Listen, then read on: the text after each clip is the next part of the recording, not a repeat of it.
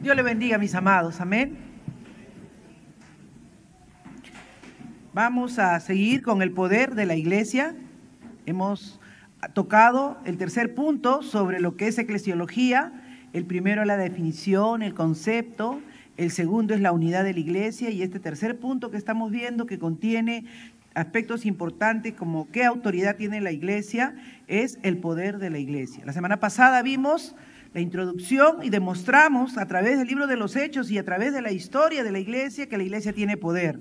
Pero también vimos que nuestras vidas, ni bien venimos a los pies del Señor, van a ser atacadas por un adversario terrible, que lo que quiere es apartarnos y alejarnos de haber alcanzado, ¿verdad?, ese conocimiento de la verdad. Así que vamos a repetir esta noche una corta lectura en el libro de Efesios 10. Amén. Efesios capítulo 6 del 10 al 18. Ya lo leímos la semana pasada, pero vamos a retomar como introducción para terminar ese punto y luego estaremos tomando Mateo 16, verso 19. Gloria al Señor. Efesios 6, capítulo 6, del 10 en adelante, hasta el verso 12, y luego continuamos mientras lo vamos a desarrollando. Dice así la palabra del Señor: por lo demás, hermanos míos, fortaleceos en el Señor y en el poder de su fuerza, vestidos de toda la armadura de Dios para que podáis estar firmes contra las acechanzas del diablo, porque no tenemos lucha contra sangre y carne, sino contra principados, contra potestades, contra gobernadores de las tinieblas de este siglo, contra todas huestes espirituales de maldad en las regiones celestes. Padre, venimos delante de ti en esa noche, seguros, mi Dios, de que vas a hablarnos, vas a ministrarnos, y cada día más, Señor, vas a limpiar y vas a liberar a tu iglesia para que el poder tuyo sea manifiesto en esta comunidad de Pachacamac, en este distrito de Villa El Salvador, y así vayamos avanzando, Señor, y el Perú nuevamente pueda tener un avivamiento espiritual, Señor, y podamos llegar a ser una luz y ser esa sal que necesita este país lleno de gobernantes que están totalmente apartados, llenos de maldad, sin preocuparse por la nación como deben, oh Dios. En el nombre de Jesús oramos para que tú seas glorificado y exaltado. Toma del carbón encendido de tu altar, pásalo por mis labios. Nada inmundo debe predicar tu palabra, Señor. Amén, amén, amén. Tomen asiento, amados. Muy bien. Entonces, ¿qué es lo primero que debe aprender un cristiano? Que aunque andamos en la carne, no militamos según la carne. Entonces nosotros no tenemos solo una vida natural, sino la principal vida que tenemos, ¿cuál es? La vida espiritual.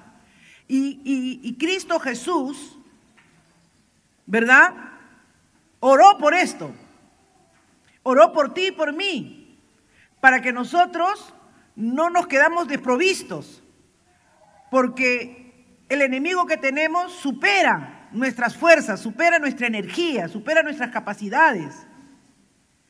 Él echó a perder al primer Adán, destruyó toda la obra magnífica que el Señor quería hacer a través de la mentira y el engaño, que es su principal arma, ¿no? Entonces nosotros sabemos que tenemos un enemigo que, aunque no es león, parece, ¿no? Y sus artimañas tampoco las debemos ignorar. Claramente dice que la palabra nos ha estado instruyendo, y lo hemos visto la semana pasada, ¿no?, que Él nos ha dejado en una militancia, pero lo más importante, y escuché el video de nuevo hoy día, que no recalcamos y que queremos recalcar esta noche, por eso comenzamos con este punto para cerrarlo, es el hecho de que nosotros vamos a una guerra ganada. No vamos a una guerra perdida, sino una guerra que ha sido ganada. Y me pareció interesante esto porque dice, miren, por lo demás, hermanos, fortaleceos en el Señor y en el poder de su fuerza. Él no dice, vayan y peleen así nomás, sino que dice, fortalezcanse en el Señor y en el poder de su fuerza, y vístanse de toda la armadura de Dios para que podáis estar firmes. No dice para que ganen la batalla, no dice para que al pelear sean ustedes con sus recursos. Eso es importantísimo, ¿no? Cuando tú sabes que vas a jugar un partido, pero que al final tú vas a jugar un partido de vóley, ahí estamos el día sábado en la noche, los equipos mejor formados. Pero ya en un video que Dios nos ha permitido ver en el futuro, hemos visto que nuestro equipo ha ganado. ¿Cómo jugamos? Confiados, tranquilos, porque ya vimos el final del partido, ¿no? Es como cuando juega Perú, siempre estamos desanimados porque ya sabemos, aunque no hemos tenido ninguna visión, que vamos a perder. ¿Así es o no? Ya de antemano no hay aliento, no hay ganas. Ya por ahí cuando intentan hacer un gol decimos, ¡ah! Y después nos volvemos a sentar. No, pero acá nosotros tenemos que estar animados, alentados, porque dice la palabra del Señor que tenemos que estar firmes contra las acechanzas del diablo. ¿Por qué? Porque esa lucha no es con carne y sangre, que son principados, que son potestades, es una lucha espiritual. Y en el terreno de la guerra espiritual, ¿quién puede ganar al Señor? Nadie, nadie, hermanos. Entonces, yo quiero que ustedes junto conmigo se regocijen, se animen, se alienten, porque miren lo que dice Juan 16:33. A ver, hermano Jorge, Juan 16:33. Léalo, por favor.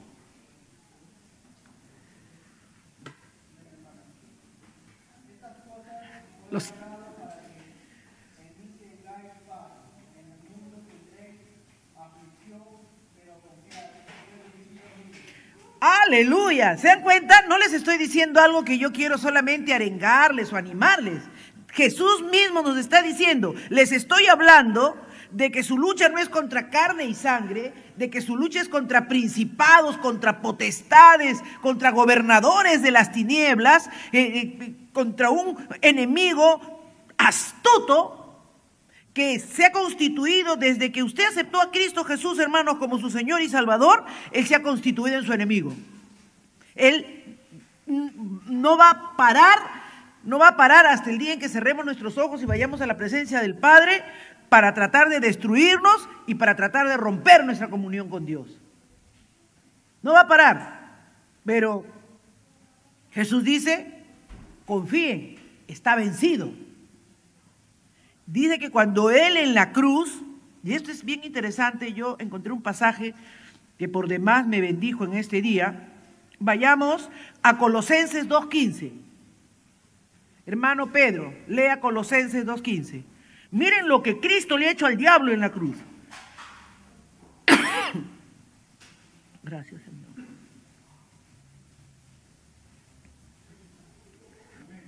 Amén.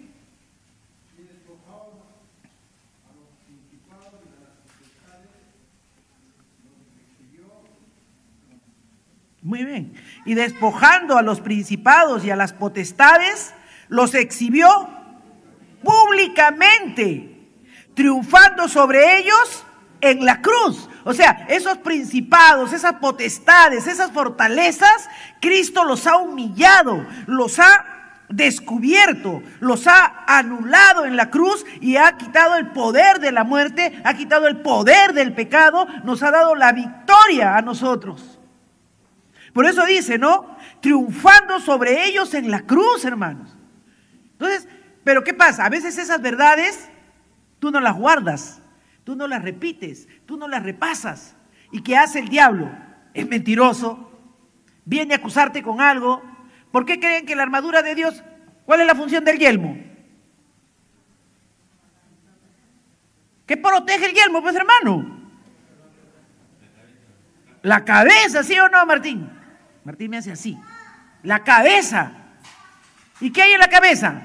El cerebro, están todos los pensamientos negativos, todas aquellas cosas que se te han juntado. No, que te va a perdonar, tú has sido demasiado malo, te quiere llenar de culpa, te acusa, te dice, ay, pero ¿qué dice la palabra? ¿Cómo te libras? ¿Cómo lo vences? ¿Cómo? Cuando públicamente declaras lo que él ha hecho. Si yo estoy arrepentido y yo reconozco que he tenido esa falta, el libro de Isaías dice que aunque mis pecados fueren rojos como la grana, o sea, serían tan profundos, pecados tan malosos, serán emblanquecidos como blanca lana. Eso hace el poder por eso dice, los despojó. Por eso dice, los exhibió a las potestades. Públicamente. O sea, él avergonzó al diablo. Pero a veces nosotros vamos más bien a la defensiva. Siempre estamos a la defensiva, no, hermanos. Pedro y Pablo no estuvieron a la defensiva. Si hubieran estado a la defensiva no habría iglesia ahora. Ellos fueron a la ofensiva.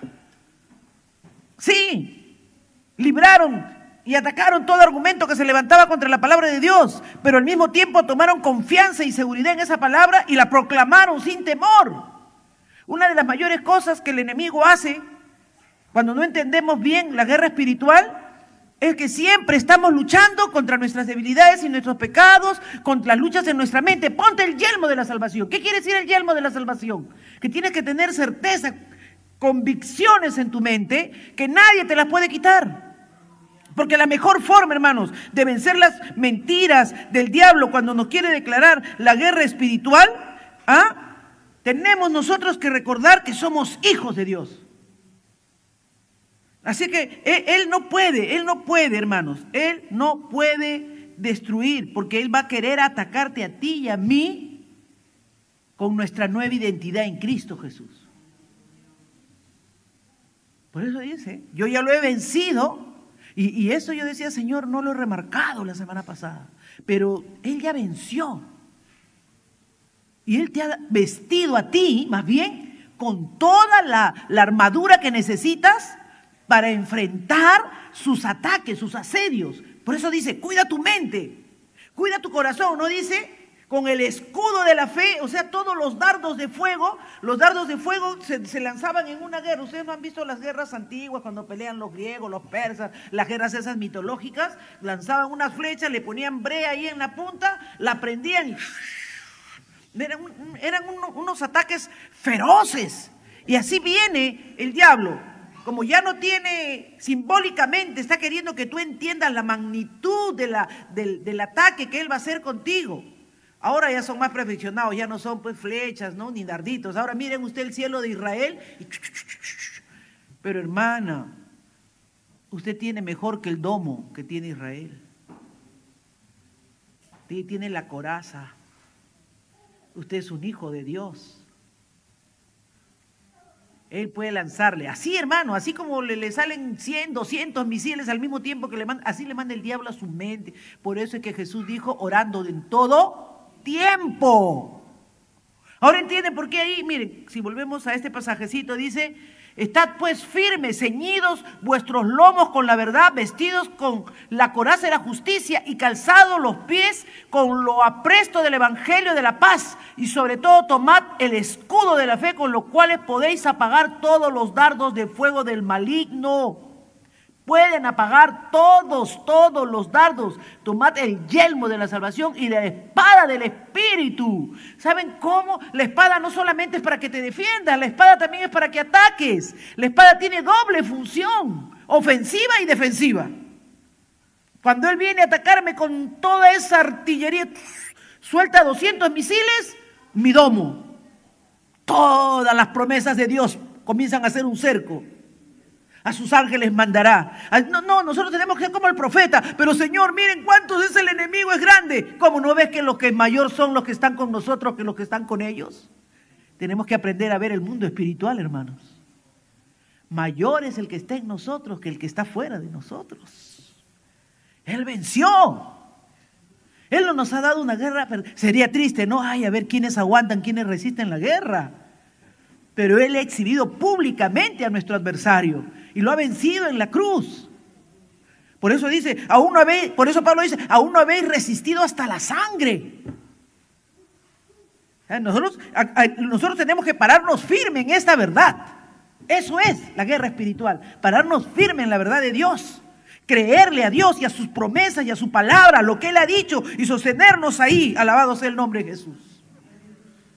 Cuando en tu corazón comienzas a tener esa certeza y esa convicción, hermano, ¿quién nos separará del amor de Cristo? ¿Tribulación, angustia, hambre, persecución? En Cristo somos más que vencedores. Eso no solo hay que cantarlo, hay que vivirlo, hay que creerlo, hay que disfrutarlo. Alabado sea el nombre del Señor. Porque Él es bueno, para siempre es su misericordia. Dice, sobre todo, tomad. Miren, el Señor dice, protege tu mente, protege tu corazón. ¿No? Protege y tu andar, que no sea cualquier lugar. Ponte el evangelio donde tú llegues, lleva la palabra de Dios, predica la palabra de Dios. ¿No? Y miren el verso 18. Orando en todo tiempo. O sea, los que estábamos satisfechos porque 3 veces por semana entramos 1 hora a la oración, hermano, eso no es ni un chicle. Es en todo tiempo. Los dardos de fuego del maligno, tú no sabes en qué momento llega. Cuando tú no ves cómo es la guerra, hermanos, todos estábamos contentos, no pasa nada. ¡Fum! Dice, Israel le cayó encima a Irán, ¡fa! Con 1 tonelada de no sé cuánto. Irán no se quedó así, mandó unos 600 misiles por allá. No, y ahora dicen que ha atacado por acá. Porque la guerra es así, tú no sabes por dónde van a venir los dardos de fuego del maligno. A veces todo está bien, los hijos se te enferman. Todo está bien, el trabajo se acaba. Todo está bien, falla la economía. Todo está bien, viene la enfermedad. Orando en todo tiempo. En todo tiempo. Cuando vas saliendo, cuando vas en el bus, cuando estás en el tren, cuando te enfrentas a ese jefe malhumorado, ponte a orar. Cuando estás en medio de una discusión, ponte a orar, aunque sea en tu mente, en tu espíritu. Calma, Señor, guarda mis labios, pon seguridad en mis labios, Señor, que no hable nada impropio, nada inoportuno. Glorifícate, Señor, en mi vida, dame la victoria. Son súplicas espirituales. Porque nuestra guerra no es con la persona que está presente. Si a Pedro, ahora vamos a ver a Pedrito en el capítulo 16 de Mateo, cuando tiene una revelación de parte de Dios y le dije, tú eres el Cristo, el Hijo del Dios viviente. Y en ese mismo capítulo después le está diciendo, apártate, Satanás. Porque aún puede usar la boca de nuestros hermanos, el diablo, para tentarnos, para acusarnos, para levantar contiendas, para levantar problemas. No ignoremos sus maquinaciones. Amén. Él es malo, que el Señor lo reprende en esta hora. Él es destruidor. Así es que cuando nacemos como hijos de Dios, cuando somos verdaderos hijos de Dios, verdaderas criaturas, nos volvemos en el objetivo de Satanás. Dice, este se ha convertido, este se ha arrepentido. Ahora tengo que destruirlo, tengo que romper su comunión con Dios, tengo que entretenerlo, tengo que hacer que cada vez esté más ocupado, para que no tenga tiempo para leer. Si se aprenden unos 20 textos al mes, me arruino. A fin de año va a ser un súper cristiano. El diablo tiembla cuando hay un cristiano que lee y medita en la palabra de Dios. Y si ora en todo tiempo, sabe que le va a hacer daño. Pero si tú y yo somos cristianos, de esos que nunca abren su Biblia, que nunca oran, que se conforman con lo que escuchan el domingo, la prédica del pastor o la enseñanza del día martes, lo que fuere, pero no tienen iniciativa propia por conocer más de Dios, por aprender más de Dios, hermanos, ¿qué vamos en qué vamos a mermar? ¿En qué vamos a tener ofensiva? Estamos todo el tiempo así arrinconaditos. El diablo nos tiene arrinconado.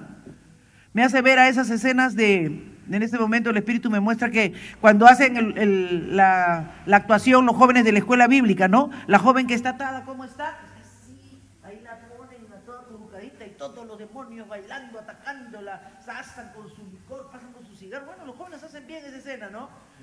Los diablos ahí están felices bailando, pero cuando viene la luz y ya el que significa a Cristo, todos, se tiran para atrás. ¿Cómo estás tú? ¿Con Cristo ahí, trayéndote luz, irradiando luz? ¿O oprimido por todos esos demonios que todo el tiempo andan queriendo destruir a los cristianos? Que Dios nos haga como Pablo, como Pedro, amén, que a los demonios echaba con poder, aleluya, y le pedía que se fueran y los dejara. Necesitamos tener ese conocimiento de Dios, necesitamos que nuestra cabeza esté llena de la verdad, porque dice ceñidos, o sea, ceñidos con el cinturón de la verdad. Si tu mente, por eso dice, ¿no? Transformados en medio de la renovación de vuestro entendimiento. Estaba viendo ahí, mientras estudiaba, que ahí decía, tenemos que mantener nuestra mente llena, pero lo principal en la mente es transformarnos, porque nosotros tenemos, antes de venir a Dios, tenemos toda una filosofía de vida, una forma de ver, una forma de entender, como me crió mi mamá, como me crió mi papá, como somos los peruanos. Porque es bien diferente un peruano de un italiano, cada uno en sus culturas tiene su forma de vivir y todo eso tiene que ser quitado y nosotros tenemos que tener ahora una cultura bíblica. Tenemos que pensar conforme a la palabra de Dios, ¿no? Y ese pensar conforme a la palabra de Dios nos va a hacer entender que no nos podemos olvidar nunca de que tenemos un adversario, de que hay alguien del cual somos objetivo para destruirnos y apartarnos de las cosas de Dios. Y que no descansa. Un descuido, hermano. Un descuido es como esos amigos que nos visitan por ahí, que ni bien tú abres la puerta, ellos meten el pie para que ya no lo cierres. Así es el enemigo de nuestras almas. Está esperando que tú abras nomás, un pequeño, como David. David es un guerrero. David es un hombre conforme al corazón de Dios, ¿no es cierto?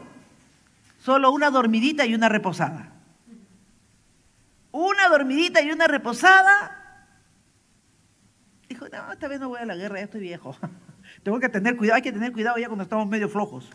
La flojera, el relajo, y miró lo que no debía mirar y codició lo que no debía codiciar. Entonces, no olvidemos, hermanos, tú y yo estamos en una constante lucha espiritual. Tenemos que cuidar la mente, tenemos que cuidar el corazón, tenemos que cuidar nuestro andar. Por eso dice, ¿no? El Evangelio de la paz.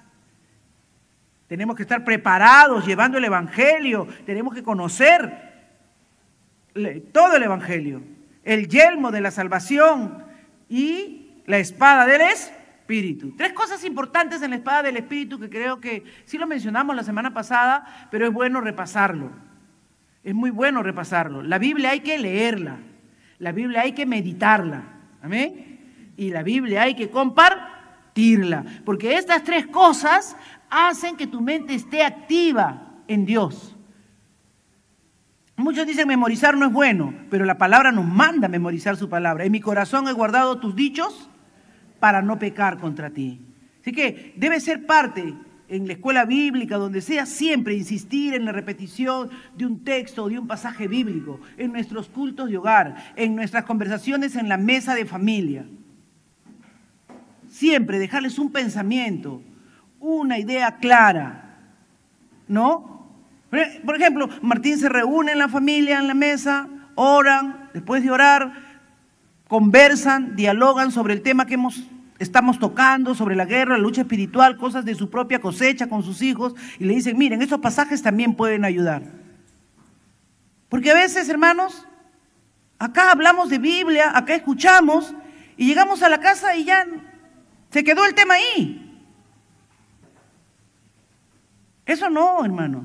Lo que más me ha ayudado en la vida espiritual de mis hijos ha sido que siempre las cosas que hemos aprendido, hemos estudiado, sus dudas, sus cuestionamientos, los hemos discutido, los hemos hablado. Y me da gusto que, por ejemplo, el otro día, este sábado, me he quedado casi hasta la 1 con mis nietas ahí hablando, pero ¿por qué? Que el perdón, nosotros tenemos la lucha espiritual, Dios tiene poder, Dios cambia, es nuestra mente. Y eso es importante, hermano, porque ahí se les queda más que cuando escuchan el mensaje ahí sentados.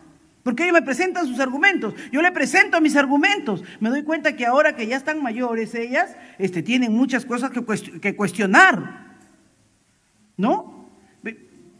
Ellas se sienten confrontadas con muchas cosas que ven aquí en la iglesia.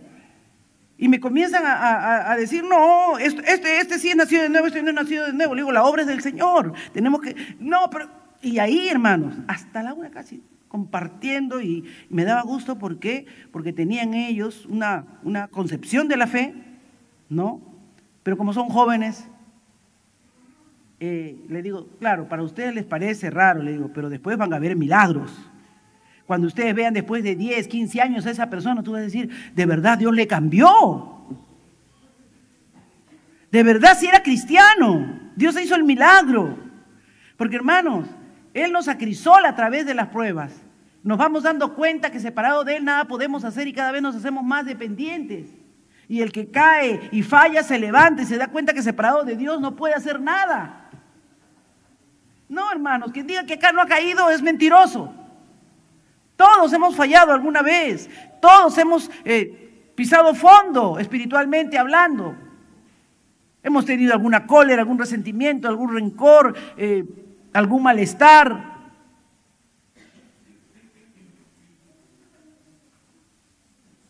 ¿Y el perdón?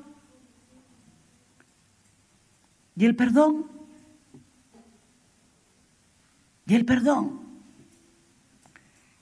Uno dice, no, pero hasta ahora no se han reconciliado. Ya tienen 4 años que no se hablan. En la iglesia. Tú te quieres rasgar las vestiduras. La obra es del Señor. Creemos que la palabra como espada de 2 filos va a penetrar hasta partir el alma, las coyunturas. Pero hay que creerle a Dios. Hay que seguir orando. Hay que orar constantemente. Amén. Entonces ese es el punto A del poder de la iglesia. La guerra espiritual. Es real, existe, y tú y yo tenemos una armadura que tenemos que conocerla muy bien. Yelmo, vestido, coraza, espada, calzado. Y cada uno tiene un significado espiritual. Es una metáfora que Dios hace para que entiendas que las armas que Él te ha dado, ¿verdad? No son carnales, sino son poderosas en Dios. Esto es importante, son poderosas en Dios, no en ti, sino poderosas en Dios. ¿Por qué digo que son poderosas en Dios? Porque separado de Él nada podemos hacer. El poder es de Dios, la fuerza es de Dios. ¿Cuántas personas afuera hay que quieren dejar sus vicios? ¿Cuántas personas afuera hay que no quieren hacer lo que están haciendo, pero no pueden? Conversaba con alguien que está metido en estos juegos de las máquinas, de las apuestas, de todo eso, ¿no? Solo el poder de Cristo puede liberar. Es tan malo como inyectarse una droga, estar obsesionado con el juego. Que hay muchas cosas allá afuera que tiene el mundo atado y quieren salir y no pueden. Van a terapia, sus mamás los internan. A los que están en drogas, sus mamás los internan, gastan en el internado. Salen, les juran que ya no, ya están rehabilitaditos, hasta gorditos, entran todos flacos, todos así. Dales 1 mes, 2 meses. Si no siguen buscando de la presencia de Dios, buscando dirección de Dios, vuelven al mismo. Como dice, vuelve el perro a su vómito. Duro, ¿no? O la puerca al lodo. ¿Por qué? Porque tú te tienes que fortalecer, ¿en dónde? En el poder de su fuerza, en el poder de Dios. No te puedes separar de Él. Tienes que estar orando en todo tiempo. No solamente la horita que nos toca 3 veces, sino a la medianoche, mientras estás cocinando, mientras estás andando, mientras te estás movilizando. Punto 2, las llaves del reino. Y esto es bien interesante. Vamos a Mateo, capítulo 19. Yo les voy a invitar que lo leamos. Me pareció tan interesante este punto 2.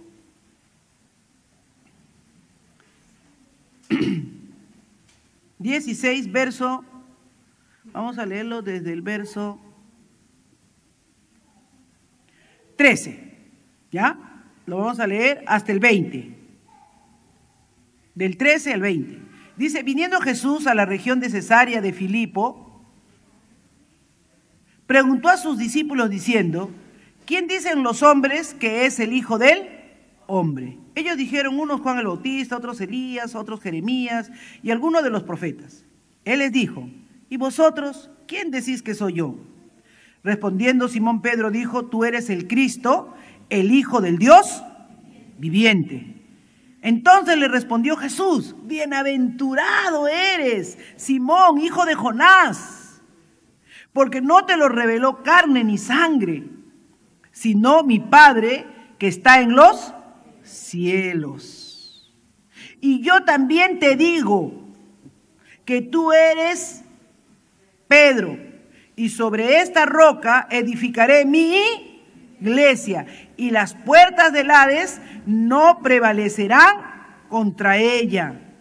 Y a ti te daré las llaves del reino de los cielos, y todo lo que atares en la tierra será atado en los cielos, y todo lo que desatares en la tierra será desatado en los cielos. Entonces mandó a sus discípulos que a nadie dijesen que él era Jesús el Cristo. Y acá vamos a ver, hermanos, que es sobre las llaves del reino. Muchos sobre todo en la Iglesia Católica, han querido con estos pasajes, ¿no?, atribuir que Dios le está dando la autoridad a un hombre.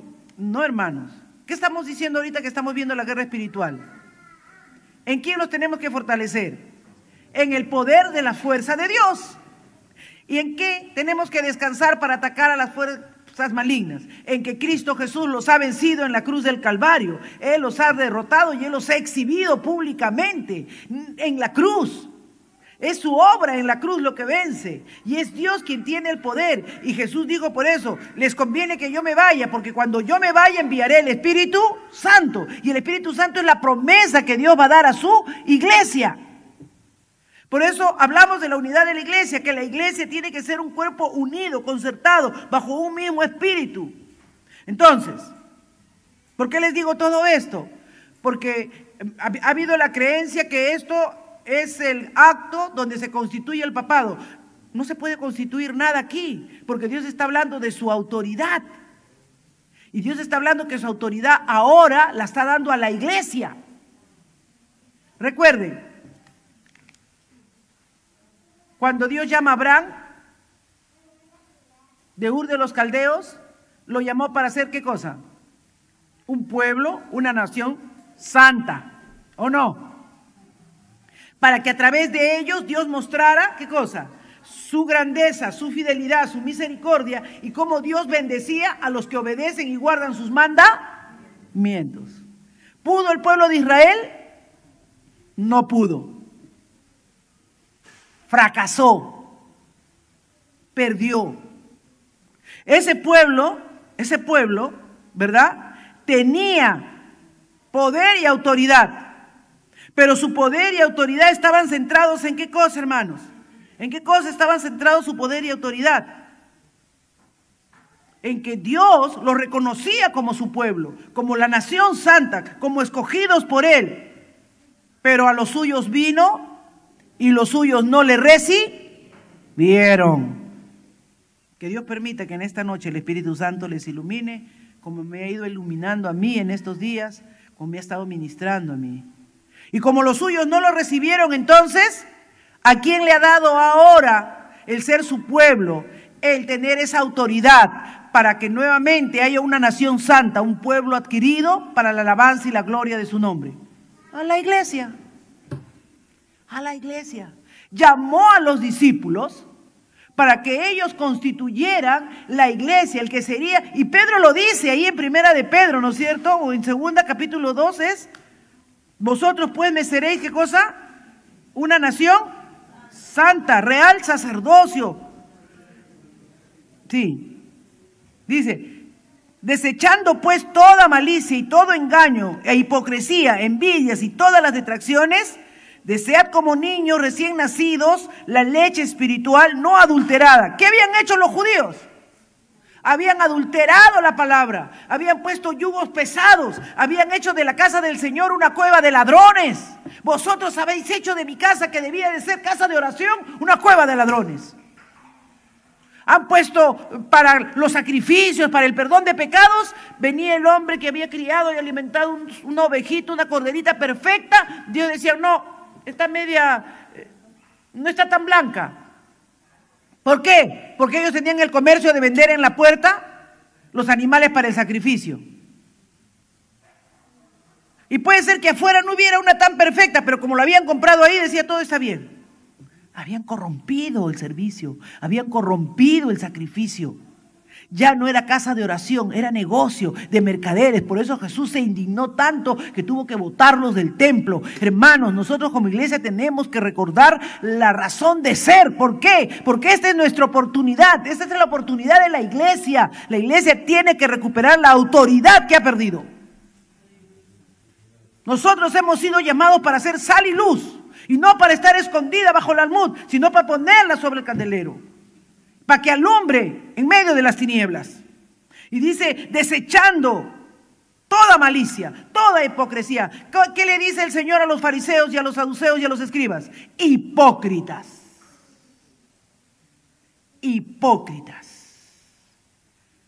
Acercándonos a Él, piedra viva desechada ciertamente por los hombres, mas para Dios escogida y preciosa. ¿Quién era esa piedra viva? Cristo.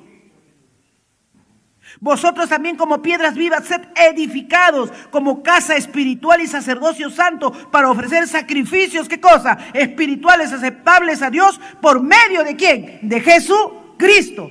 Esa es la verdad de la iglesia. Esa es la autoridad que le dio a Pedro, formar una comunidad de creyentes, no donde él fuera solamente la única persona que tuviera, sino que Dios dice en el libro de Efesios capítulo 4 que Él constituyó esta iglesia y Él dio dones a los hombres. No dice que solamente le dio dones a Pedro, dice que dio dones a los hombres. A unos los hizo evangelistas, a otros profetas, a otros pastores, a otros maestros, para la edificación del cuerpo de Cristo. Todos nosotros, hermanos, estamos llamados. A todos nosotros nos ha sido confiado. ¿Qué cosa, hermanos? Si vivimos en esa santidad, como oraba en esta noche, Dios lo usaba a mi hermano Rumi en la oración. Sin santidad nadie verá a Dios. Si no buscamos, hermanos, si a Dios, con todo y lo que amó a Israel, con todo y lo que hizo por Israel, con todo lo que hizo por Israel, cuando vio su corazón endurecido y viviendo en hipocresía y habiendo tergiversado todo lo que Él les había enseñado en la palabra y habiéndolos ellos modificado y habiéndolo hecho solo mandamientos de hombres, lo desechó. En su misericordia se salvarán, pero no pudo ser aquella luz que ardía. Dios ya dijo, no los oiré. Y ese es el problema, hermanos, cuando estamos en pecado, amén. Cuando estamos en pecado, Dios no nos escucha. Dios no oye. ¿Qué dice el Salmo? Perdón, Isaías 1. Isaías 1, versos 15 y 18. Por favor, léelo, Rumi.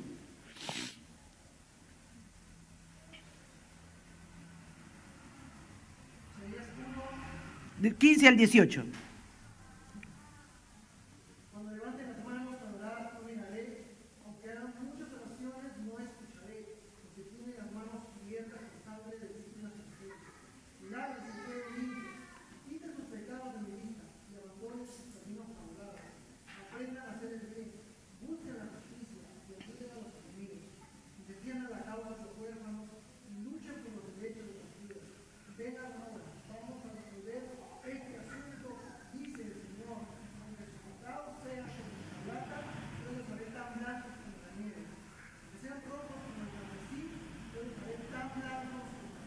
Amén. ¿Ves? Le dijo, no, ustedes han tergiversado, ustedes han destruido al pueblo, ustedes han hecho con la fe lo que han querido. Han desechado a la viuda, al pobre, al menesteroso. Por eso Jesús dijo, ¿no? ¿Cuál será la prueba al final cuando venga a evaluar a su iglesia? Tuve hambre y me diste de comer, estuve desnudo y me cubriste. Es que Jesús no, toda la Biblia tiene un solo mensaje, toda la Biblia tiene una sola verdad, amados hermanos.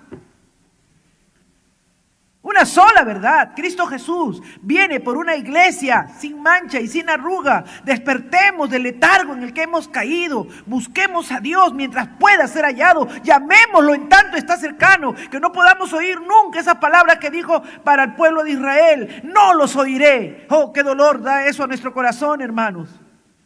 Qué bueno es que podamos venir en esta noche y tener la certeza de que Él nos oye. Que nos podemos fortalecer en el poder de su fuerza, que podemos buscar su presencia. Desechemos el pecado de nuestra vida. Dice, a ti te daré las llaves del reino de los cielos y todo lo que atares. A ti te daré ahora la autoridad. Tú abrirás la oportunidad de que hombres vengan al conocimiento de Dios. Cuando dice, a ti te voy a dar la autoridad, a ti te voy a dar el mensaje que debes, porque tú has entendido quién soy yo. Porque ¿cuál es la pregunta que le da ese derecho a Pedro? Tú eres el Cristo, el Hijo del Dios viviente. El conocimiento de Pedro había sido iluminado por la verdad de Dios. Lo que no veían los judíos, lo que no veían los escribas, lo que no veían los doctores de la ley, lo que no pudo ver ni el mismo Nicodemo. Pedro, en una revelación de Dios, dice, tú eres el Cristo. Cuando en nuestra vida sabemos que Él es el Cristo, no debe haber quien nos pare, no debe haber quien nos frene. Toda nuestra confianza y nuestra seguridad tiene que estar en Dios. Esa es la autoridad que Dios le ha dado a la iglesia. Esa es una de las llaves poderosas que debemos aprender y entender, que nosotros servimos al Dios vivo, que podemos traer a otros de las tinieblas a la luz. Ahora podemos abrir las puertas. Esa puerta que aunque es angosta, aunque tiene limitaciones, tenemos el suficiente poder y la suficiente cubierta para heredar el reino de los cielos. Que Dios nos ayude, hermanos. Amén. Que Dios nos ayude a ustedes y a mí. A ustedes y a mí. A no desperdiciar la oportunidad. Este es el tiempo de la iglesia. Hasta que Él venga. Tenemos aún tiempo. Todas las señales. Ahí estaban. ¿Cuándo serán las señales de tu venida? Decían los apóstoles. Ellos querían que ya esto fuera todo. Pero en su misericordia y en su gracia, Dios que le dio las llaves. Porque le dio las llaves. No le dio una sola. Ya hablaremos un poco más el próximo martes. ¿Quieres saber todas las llaves que le dio a Pedro? No faltes. Vamos a orar. Padre, oh mi Dios, Padre, estamos aquí delante de ti. Estamos aquí delante de ti. Nuestras mentes y nuestros corazones están hambrientos y sedientos. Queremos pedirte perdón, Señor. Nos hemos descuidado, nos hemos resfriado. Oh Padre, nos hemos sentido cómodos, porque todavía tenemos una mente muy carnal, muy humana, pero enséñanos a despojarnos del viejo hombre, y vestirnos del nuevo, Padre, de ese hombre espiritual que puede tener una visión como la que tuvo Pedro, que puede ver con claridad que tú eres el Cristo, el Hijo de Dios. Oh Señor, ese hombre que sabía que no tenía plata, pero tenía poder, que podía ayudar, que podía levantar al caído, levantar al quebrantado, hacer andar al paralítico, que compartían lo que tenían, Señor, y lo daban con gozo. Necesitamos volver a los rudimentos de la palabra y al principio de la verdad del Evangelio, a ese Evangelio, Señor, que está lleno de amor y de misericordia por todos y cada uno de nuestros hermanos. Avívanos, Dios, en el nombre de Jesús. Amén. Dios le bendiga, mis amados.